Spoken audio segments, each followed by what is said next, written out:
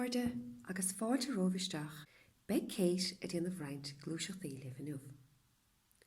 Cúpla rud le sa léirú rim ré. Cinnte go bhfuil éadaí compordachart agus spás agat le go leor slí. Ní cheart go mbeadh aon strain nó gur tú a gceist riamh le yoga, mar sin má bhreathn tú aon saith strain stop a dhéanamh pein glúiseacht atá ar siúl agat. Targadí de bhata inis agus si go compordach. Is féidir leat si sa síomh lochas bheith mar atá céit a dhéanamh, nó má tá sé níos compordaí is féidir le tacht ar do Dhuibhne agus si go deas compordach. Tá sé táchtach go mefa compordach i do chuid cleachta. Tá míid chun díriú isteach inis ar anáú. Is cud lárnach do chleachta yoga é an anáú. Mar sin, tas nóid rim ré le 3 anáil dain a tharraingt isteach le chéile. Chun é sin dhéanamh tarraigh anáil isteach 3 de thrón agus tarraigh é chomh dain isteach agus is féidir leat.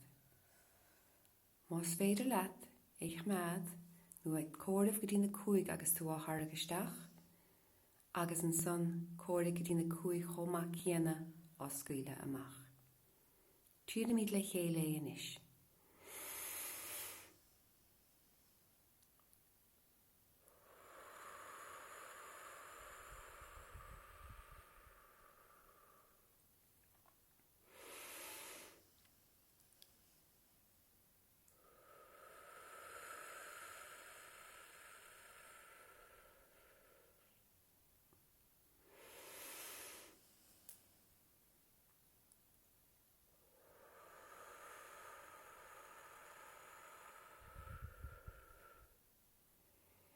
Ba chóir inis go mrafa athrú beag a chorp tréis an 3 anáil dain san tharraingt isteach agus is scaoile amach. Tás nóid le roinnt glúiseachtaí leis an ceann ar dúis.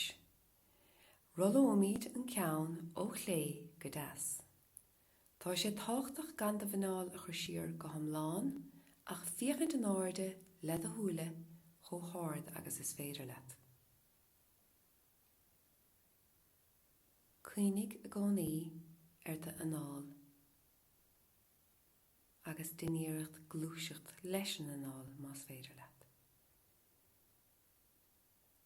Timpeall ó dheas go clé agus an tro eile inis.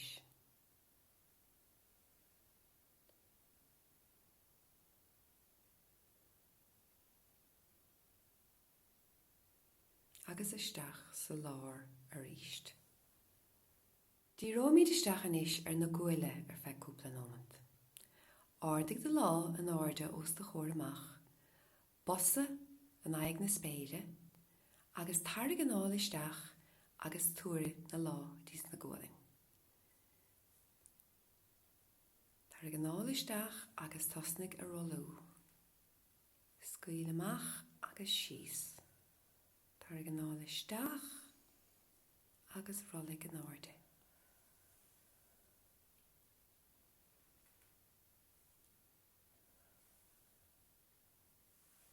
Tro eile, tarraigh anáil isteach agus scaoil síos. Isteach, scaoil síos agus an uair dearnach, isteach agus scaoil síos. Sláinnig de Laoithe deas inis clítháineach leat. Tarraigh anáil isteach agus ardaigh de Laoithe chlé thairis de cheann. Tuair sé seo sin amach don taobh clé.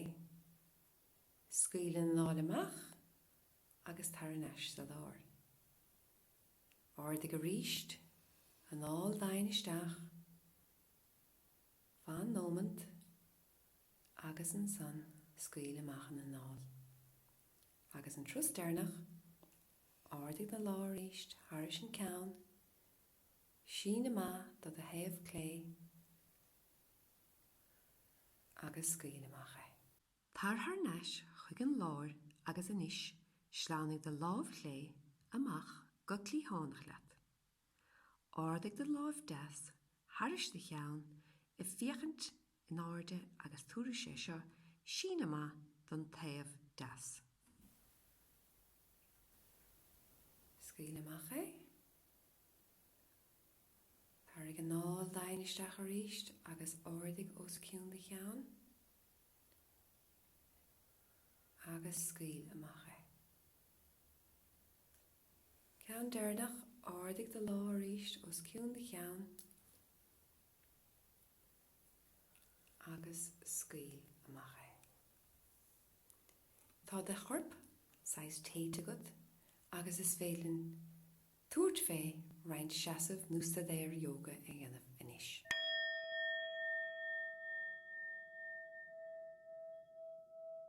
Snómid dúis lista déir nó seasamh an sliabh. Is seasamh anna hácht ré seo a gleachta yoga.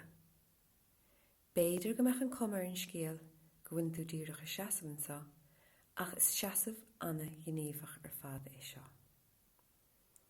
Sála gan isis gur dhá phréamh de chois agus gfuinn tú fás amach as an talamh. Tá tú préamhathe nó phréamhathe sa talamh go maith.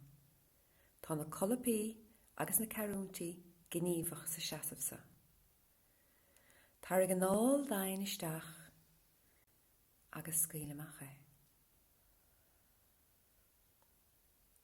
A ríis tháirg an nál dain isteach agus scríle Makha. De chorp ar fad gníomhach sa seasamh sa. Agus an tríobáta an nál dain isteach agus scríle Makha.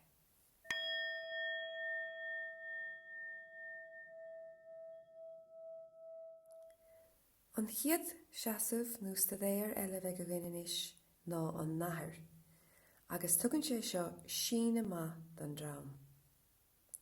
Taireann nó lár inis agus lig ar do bhollag.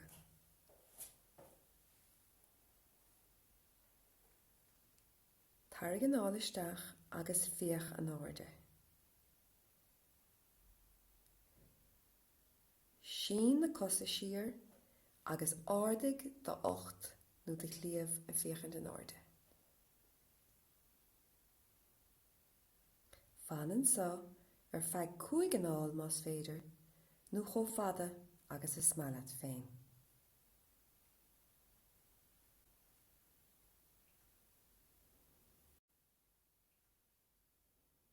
Nuair a bheith de 5 an nál tarraingte gud, tar haar neis ar do glúine agus is féile tacht haar neis is siomh an linmh. Tugann sé seo sostas do do grám.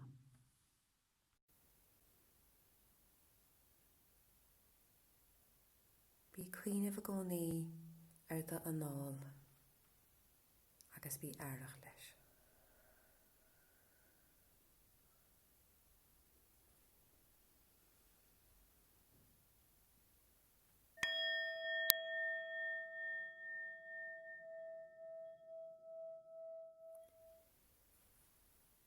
Inis bogam míle linn isteach a siomh an Madra. Tar an áirde ar na glúine, úsáid na baricíní agus lúb taifead chun tú héanana gáardú an áirde. Scar na méar amach agus áirdig an tóint san air agus bí fíochant ar de imlachán. Má tá numachas réinart an sa, is féidir na glúine a lúpa má tá sé róíon na cosa a chamad díreach, agus ní hasíonmuid de grám a ghartú in éonáid slí. So din pe rud a éireann dit féin an sa. Tháirg an nál isteach agus scríle Makha. Tá an seasamh núnsta déir seo anna bha don aganna nó don aontain. Tháirg an nál dain isteach agus scríle Makha. Rís an nál dain isteach agus scríle Makha. Fanann sa gur dhá nálú eile.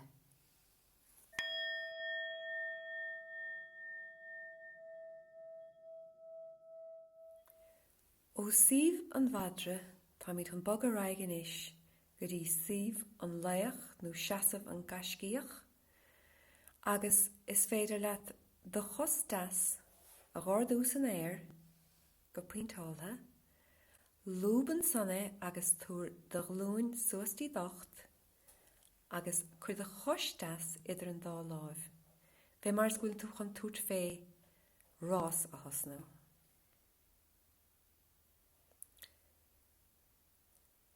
Úmpig de chos clé agus tar an áde agus sínig isteach go maith sa seasamsa. Bíoch de gá láimh díreach agus tú féin a bhíochant a raig. Túrig an seasamsa muín dit agus tuige tú cé chó láidir is atá de chorp. A ríist tar go míad 5 áilinsa, an áil dainisteach tríd an srón agus scríl amach tríd a bhéala. Fanan sa más féidir leat ar feadh 5 áil. Tá cáramíocht anna háchtach a gleachta yoga agus éon rud a dhéanamid ar thaobh bháin, caithfar é dhéanamh ar an daobh eile. Tháirg an áil dainisteach anois agus sin an dá láimh síos an aice na cosa. Go de chos das siar agus túr an cos clé idir de gá láimh.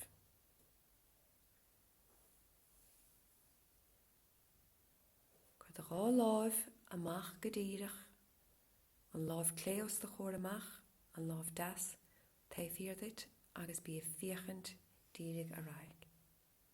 A ríist tháirg 5 áil dain sa seasamsa.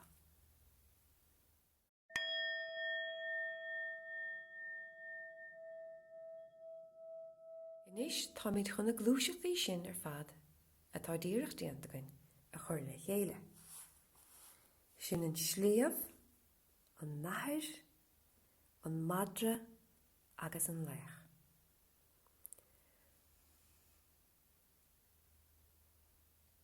Clínig a rís inis, seasamh, go dain, go cinnte, is suíomh an Sliabh. Bíocht de chosa, ceangairt leis an talamh, bheith mar sgúil tú fás a níos as an dalamh. Agus a ríist, tóga míad 5 áil an sa. Tar anis, go dtí an talamh, scarnal miarant amach agus lúib na baracíní. Áirdigh de chliamh agus bhíoch díreach a raig. Nú más mar at sin na breise úirtid féin, is féad at bhíochant an náide sa spéir. Nis tar an Nathair isteach a suíomh nó seasamh an Madra. Tháirg cúpla an áil an sa.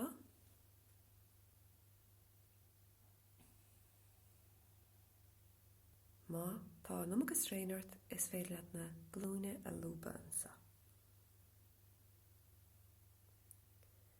Agus deire isteach a suíomh an Laoch. Túr an cos a níos, áirdigh an dá láimh, fíochas de chóir amach, agus díreach isteach ar na náil. Agus a ríist, éon rud a dhéanamid ar thaobh bháin le yoga, dinamid ar an daobh eile é. Lá síos a ríist, cos siar agus túra níos an cos clé idir an dá láimh. Áirdigh na lá, sin amach rót amach iad agus bhíoch a raig. Is féidir leat síne chomh mór agus is maith isteach sa seasamh seo.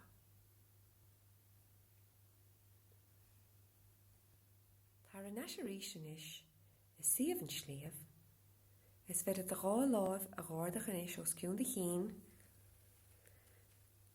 agus tú síos go máliad os cóirda 8 I 7 I 7 an faidir. Namaste a chuirde.